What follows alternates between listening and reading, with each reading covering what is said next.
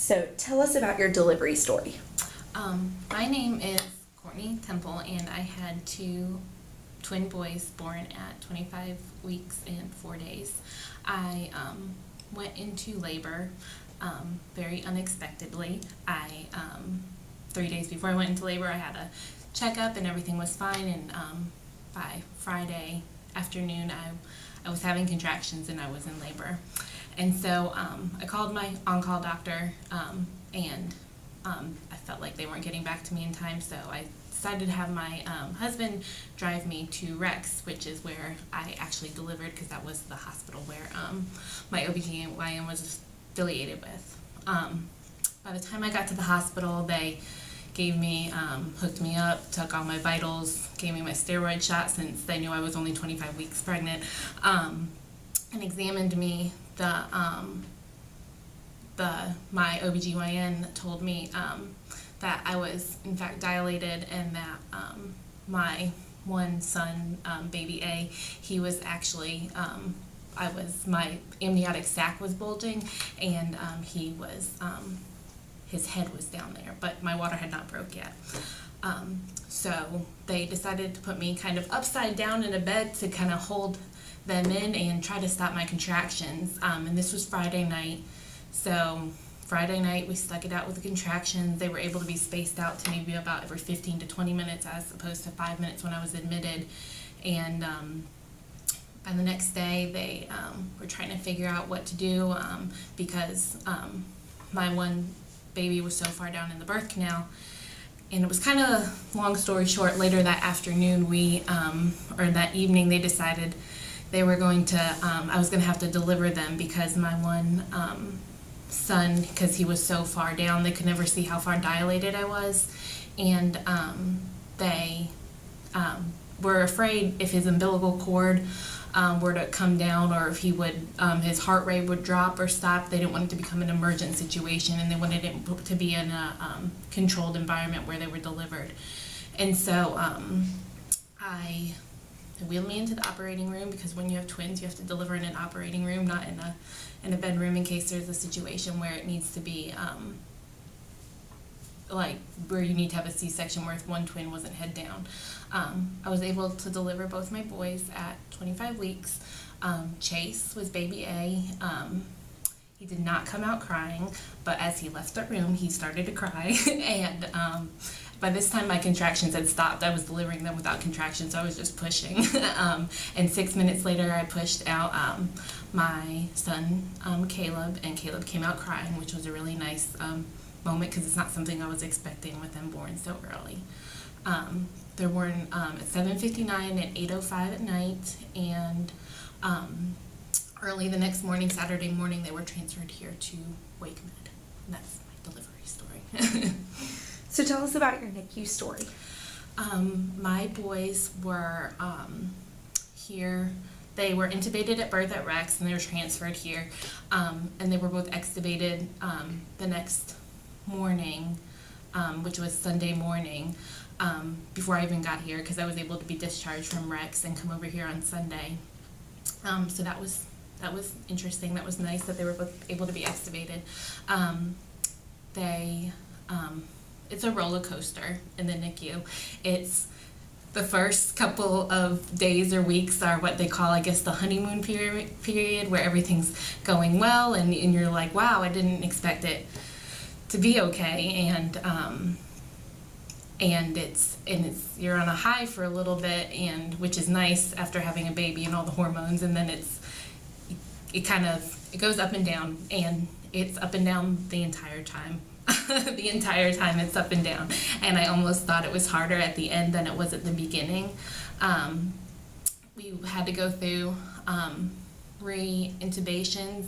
My son Caleb had a grade 2 brain bleed that eventually did resolve itself. Both of them, Chase had to have an emergency hernia surgery, because it got his intestine got trapped in his abdominal wall, so he was actually the smallest baby, I think, that that they had done that emergent surgery on, which was, he was just barely 1,000 grams when they did the surgery. The night before, he just got over to be 1,000 grams.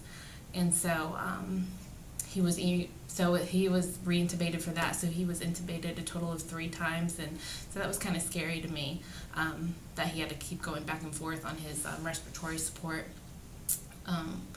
We were here for a total of 105 days. So we were discharged 5 days after my due date. They were born June 4th, and they were discharged September 18th. So 105 days we were here. They both have what's diagnosed as chronic lung disease. My son Chase, he was discharged on oxygen. It's just the thing that got me through it was, the nurses here are amazing. Talk to them, get to know them. They will answer all of your questions 5 times over, the same question. So it's a roller coaster. I don't know how else to explain it other than that's how it is, and it's something that I never planned on experiencing. I figured with having twins they might be born a little early, but definitely not 15 weeks early, not before we made it to the 3rd trimester. So it's something you don't plan on, but it's something that gave me a new outlook on life, to see there's a lot of good in the world, and it's kind of a scary place, but you meet a lot of great people, and seeing your child go through that is really scary, but it's really inspiring, because how strong they are, and if they can get through it, you can get through it too. So tell us what it was like going home. Going home, well, I when they told me my boys were going to be going home, when Dr. Young said, well, why don't you bring them home this weekend? This was on a Wednesday, and I wasn't really prepared for them. I was thinking, because they were born so early, we'd be going home maybe around like 42 weeks gestation, and he asked me on their due date to bring them home this weekend, and I was like, oh, okay. So we were mostly ready at home, just wasn't like mentally ready to bring them home, and so we brought them home that weekend, that Sunday, on September 18th, and so September 18th we brought them home, and I guess that week, the last weeks you're in the NICU are hard too. I think, like I said earlier, it's harder than the beginning, just because it's not leaps and bounds they need to make. It's little things they need to do. They need to meet their minimums to eat. They need to gain a certain amount of weight each day, and it's all up to them. It's nothing really anybody can do to help them. It's strictly them, and you want to will them to do it, but everything's not done on your time. It's done on their time. And so when we finally did go home, I remember when we were discharged and on the ride home, and when I walked into my house, I remember thinking, I don't know how I'm going to do this. I don't know how I'm going to do this with 2 babies. I don't know how I'm going to do this with my son being home on oxygen. That was really overwhelming to me at the time, and you just do it. Your mommy instinct, well, your parent instinct, your daddy instinct will kick in. Your baby will cry, you will pick them up, you will burp them, you will change them, you will feed them, you do everything you're supposed to do, and you'll make it through that first night and that first week and that first month, and we're here 2 months later and they're fine. They're growing and they're doing everything they're supposed to be doing. So What would you say were some of the challenges that you had to face?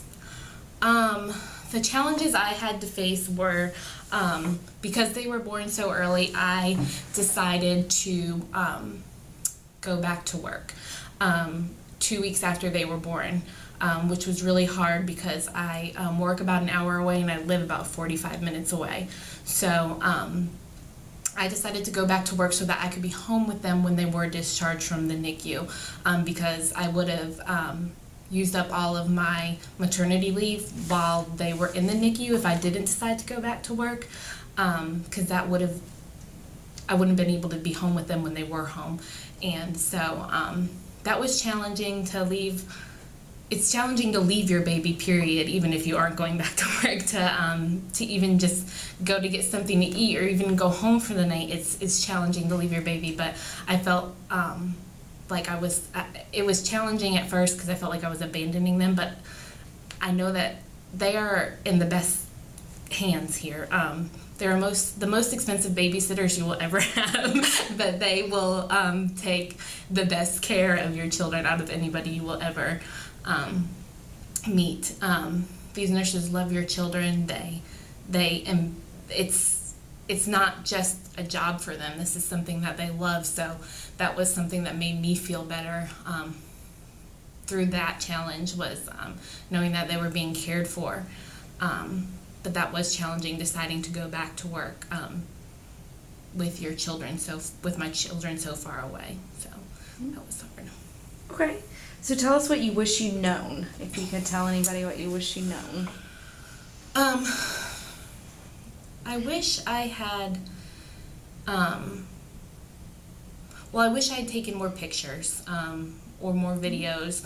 I wish I had known to do that. I know it's really scary when your baby's hooked up to all these monitors and they've got IVs, and it's not how you ever pictured your birth experience or your child being, because it's scary. But I wish I had taken more pictures so I could see the progress that they had made every day.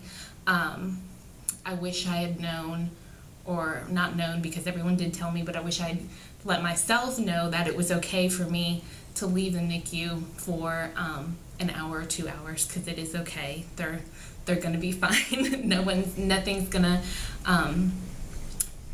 happen, and no one's not gonna tell you about it. They are in great hands, and they're well taken care of. But I really wish I had taken more pictures. I wish I had known that. I wish I had known to form relationships with other parents earlier, because I didn't really do that till maybe later. But it's nice to talk to the other parents that are here, because no one knows what you're going through more than someone that's going through it at the same time that you are. So talk to the other parents, get to know them. And I wish I had known to tell myself not to compare my baby's progress to other babies' progress, because that was, no baby's the same. Even having twins, it was hard not to compare the both of them and their progress, because every baby's different and every baby has a different story. And just because one baby might be gaining more weight faster, they might be having other challenges, or just because your baby was born 2 weeks behind this baby, even if you had the same due date as another mom, they're not going to be doing the same as your baby is. It's just every baby's different. So don't compare your story or get disheartened by another baby's progress, because it's all different. Perfect. So how are the babies now? Is there anything now going on that kind of challenges? The babies now are great. They're home. They are 5 months old. They are 2 months adjusted. They're both over 11 pounds. I don't know exactly how much they are because our next appointment is Tuesday. There's a lot of doctor's appointments when you're discharged, between your pediatrician and Wake Med, and getting weight checks and stuff like that. My son was on oxygen, like I said, so we were at Wake Med more often, I think, than other people, because they were born so early. They, with their eye exams, their eyes never fully matured while they were still in the NICU, so we still had weekly, and now bi-weekly, and hopefully our last eye appointments next week, checkups with Dr. Mongolin at his office. And so, but they're doing great. You're going to get through this. It's hard to imagine it now, but you'll bring them home, and you're going to worry about everything. You're going to worry about how much they're eating, about what they're doing, about how they're sleeping. You won't get any sleep, but you'll worry about how they're sleeping.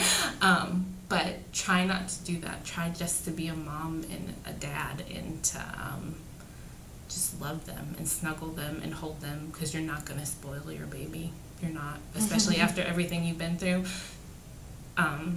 Hold your baby all you want to, because spent days, weeks, and months staring at your baby through an incubator, through a crib that looks like a little jail cell. So just hold your baby and snuggle them without any monitors or anything.